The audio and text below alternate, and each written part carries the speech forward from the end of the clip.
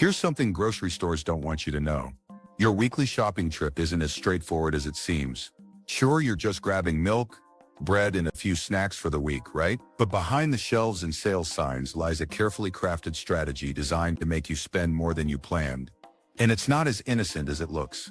In this video, we're pulling back the curtain on the biggest secret grocery stores have been hiding from you. From sneaky layouts to psychological pricing tricks.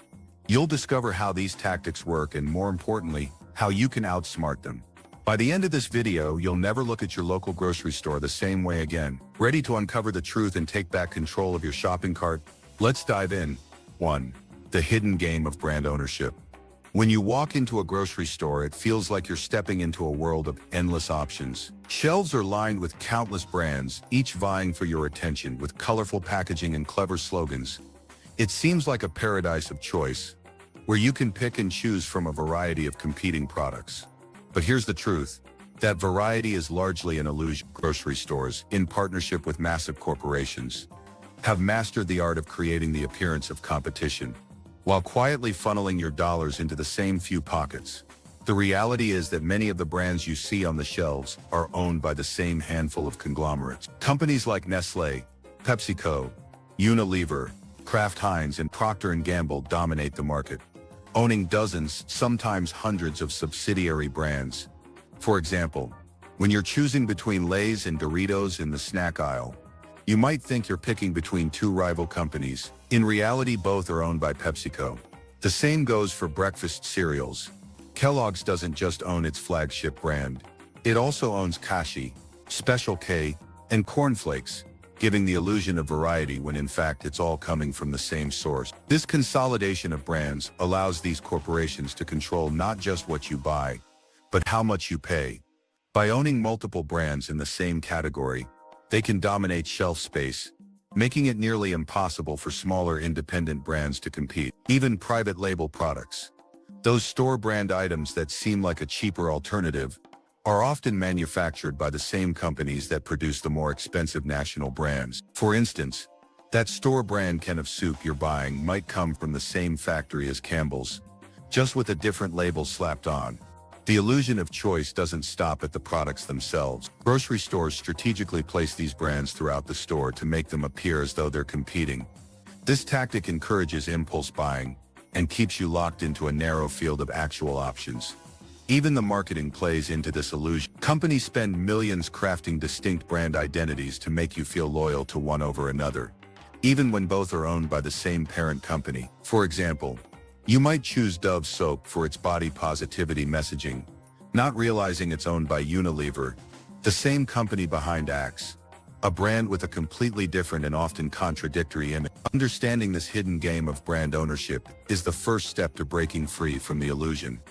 By being more aware of who owns what, you can make more informed choices and support genuinely independent brands whenever possible. 2.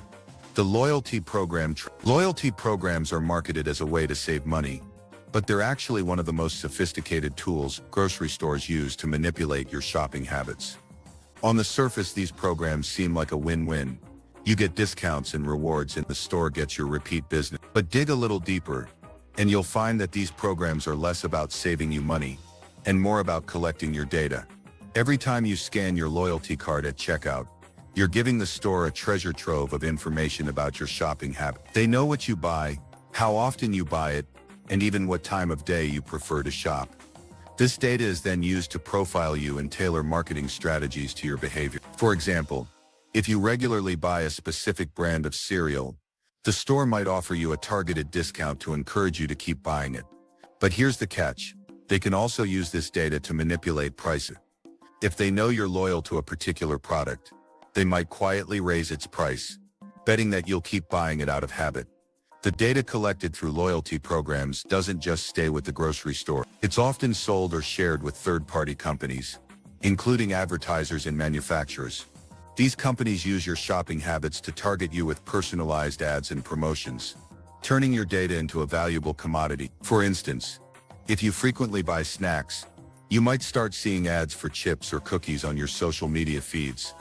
Loyalty programs also create a two-tier pricing system, where members get discounts and non-members pay more. This pricing strategy pressures shoppers to join the program, even if they'd prefer to keep their data private. Once you're in, the store uses gamification tactics, like offering points or rewards for spending a certain amount to keep you coming back. These incentives create a loop where you're constantly trying to hit the next reward threshold, often spending more than you originally planned. There's also a psychological aspect to loyalty programs. By offering exclusive discounts and member-only promotions, stores make you feel like you're part of an elite club. This sense of belonging can create an emotional attachment to the store, making it harder for you to shop elsewhere, even if other stores offer better deals. Some stores have even experimented with dynamic pricing, where the price of a product changes based on your shopping history. This means that the price you see for an item might be different from what another customer sees, depending on how often you buy it. While this practice is still relatively rare, it's a glimpse into the future of personalized pricing, where your shopping habits could directly influence how much you pay. The loyalty program trap is a perfect example of how grocery stores use seemingly innocent strategies to gain the upper hand. By understanding how these programs work, you can make more informed decisions and avoid falling into their carefully crafted traps. 3. The psychology of sales. Sales are one of the most effective tools grocery stores use to get you to spend more, but they're not as straightforward as they seem. When you see an item marked as 50% off, or buy one get one free, it feels like you're getting a great deal. But in reality, these sales are often carefully designed to manipulate your perception of value. One common tactic is price anchoring. This involves inflating the regular price of an item in the weeks leading up to a sale, then marking it down to its original price, or just slightly below it, when the sale begins. This makes the discount seem much larger than it actually is, tricking you into thinking you're saving more money than you are.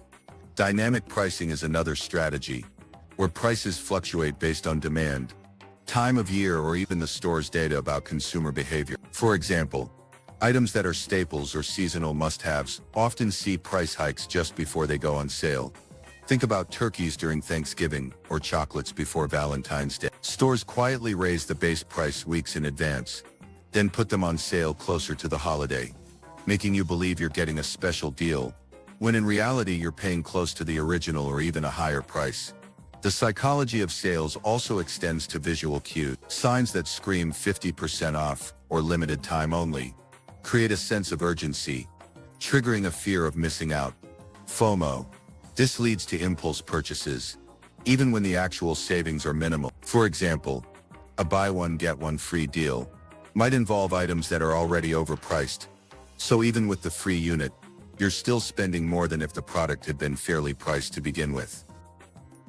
High-low pricing is another common tactic. Stores keep certain products at high prices for most of the year, then periodically discount them to create the perception of value. This method relies on consumers' short-term memory, as most shoppers won't remember the items priced for months prior. Bundling is yet another strategy, where stores offer discounts on multiple items purchased together. While this might seem like a bargain, it often pushes you to buy more than you originally intended. For instance, a bundle might include items you don't really need, but the perceived savings make it hard to resist. Loss leaders are one of the few sales tactics that genuinely benefit consumers. These are products sold at a loss to get you into the store, with the hope that you'll buy other more profitable items while you're there. However, these deals are rare, and usually limited to specific products. Seasonal clearance sales are another common tactic. After a holiday or season ends, stores deeply discount items to clear inventory. But even here, some stores inflate the original prices of these items before applying the clearance discount, making the markdown appear more significant than it actually is. By understanding the psychology of sales, you can shop smarter and avoid falling for these common tricks. Remember, if a deal seems too good to be true, it probably is. 4. The truth about fresh produce. When you stroll through the produce section of a grocery store, it's easy to be captivated by the vibrant colors and the dewy mist that makes everything look freshly picked. But the reality is far less idyllic. The concept of fresh produce is often a carefully constructed illusion, designed to make you believe you're getting the best quality fruits and vegetables. In truth, much of the produce you see has been on a long journey before it ever reaches the shelves. And that journey comes at a cost to its flavor, nutritional value, and actual freshness. Most fruits and vegetables are harvested long before they're ripe. This isn't because farmers are impatient.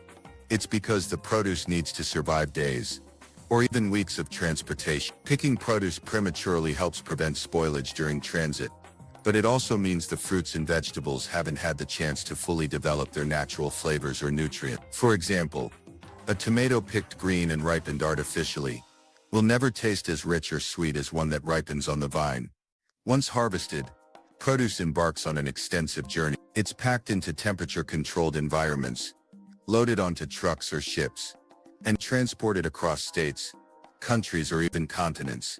This process can take weeks, and by the time the produce arrives at your local grocery store, it's often much older than you'd expect. Even under optimal conditions, the nutritional value of produce begins to degrade the moment it's picked. Spinach, for instance, can lose up to 90% of its vitamin C content within 24 hours if not stored properly.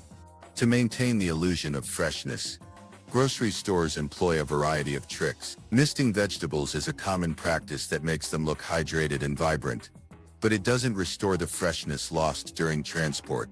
Similarly, fruits like apples and cucumbers are often coated with a layer of wax to enhance their shine and extend their shelf life. While this wax can protect the produce from bruising and moisture loss, it also hides imperfections that would naturally occur as the produce ages. Another tactic involves controlled atmosphere storage, where the levels of oxygen, carbon dioxide, and humidity are adjusted to slow down the ripening process. While this can extend the shelf life of fruits and vegetables for weeks or even months, it doesn't preserve their quality or nutritional value. In fact, prolonged storage can lead to a decline in essential vitamins, particularly vitamin. Ethylene gas is another tool used to create the illusion of freshness. Fruits like bananas, avocados, and tomatoes are often exposed to this natural plant hormone to speed up the ripening process once they reach their destination. While ethylene gas itself isn't harmful, it can result in uneven ripening, leaving you with produce that looks ripe on the outside, but is still underripe or flavorless on the inside. Even the way produce is displayed in stores contributes to the illusion. Grocery stores regularly rotate their displays, blending newer items with older stock to make the entire section appear fresher. They also remove any items that are starting to look wilted or discolored, ensuring that only the most visually appealing produce is on display. The emphasis on appearance over true freshness is driven by consumer expectations and the grocery industry's need to reduce food waste. However, this focus often comes at the expense of taste and quality. Locally grown and in-season produce, which doesn't have to travel as far, is generally fresher, more nutritious, and tastier than what's been transported long distances. By choosing local options whenever possible, you can enjoy produce that's closer to its peak freshness and flavor. The maze of essentials. Have you ever wondered why the milk, bread, and eggs, the staples of nearly every grocery list, are always located at the back of the store? This isn't a coincidence or a matter of convenience. It's a deliberate strategy designed to maximize the time you spend in the store, and by extension, the amount of money you spend. Grocery stores have mastered the art of turning a simple trip for essentials into a journey through a maze of tempting products. The placement of essential items at the back of the store forces shoppers to navigate through multiple aisles, increasing their exposure to other products along the way. This isn't just about making you walk more. It's about creating opportunities for impulse purchases. As you make your way to the dairy section for a carton of milk, you're likely to pass by shelves stocked with snacks, prepackaged meals, and seasonal items, all of which are strategically placed to catch your eye. High-margin products like chips, candy, and beverages are often positioned along the path to essentials. These items generate significant profits for the store, making them prime candidates for high-traffic areas. The layout is carefully designed to encourage you to think, since I'm already here, I might as well grab this too. This subtle form of upselling plays on convenience and sensory appeal, making it hard to resist adding a few extra items to your cart. Impulse buying is further fueled by the strategic placement of limited-time offers and promotional products. Seasonal items, bulk buy deals, and special discounts are often displayed near essentials, creating a sense of urgency to take advantage of the deal. Even if these items weren't on your shopping list, The fear of missing out can make them hard to pass up. The physical design of the store also plays a role in this strategy. Bright, well-lit aisles with eye-catching displays draw your attention to specific products, while essentials are often placed in less glamorous sections. End caps, the shelves at the ends of aisles, or prime real estate for promotional items, increasing the likelihood of an impulse purchase.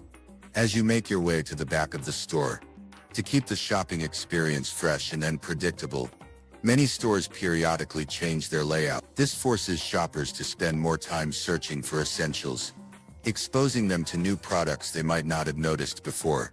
While this can be frustrating for customers, it's a highly effective way for stores to boost sales. The strategy of placing essentials at the back of the store isn't just about making them harder to find.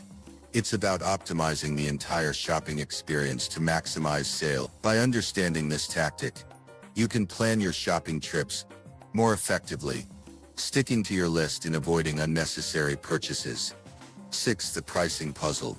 One of the most deceptive tactics used by grocery stores is the manipulation of pricing labels. At first glance, these labels seem straightforward, but a closer look reveals a web of confusion designed to make it difficult for consumers to compare products and determine their true value. Unit pricing, which shows the cost per ounce, pound, or liter, is supposed to help shoppers make informed decisions. However, stores often use inconsistent units of measurement to create confusion.